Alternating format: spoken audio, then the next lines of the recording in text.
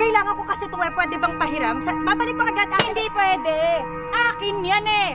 Bumaba ka dyan! Teka, sandali. Ang bagal eh. Ano? Ito na. Ito.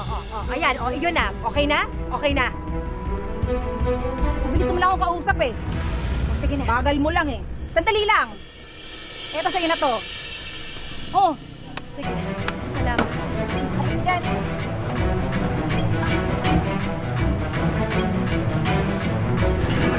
Aray ko! Ano ba? Magpapakatanga ka ba talaga sa lalaking yun? Isipin mo, Emma.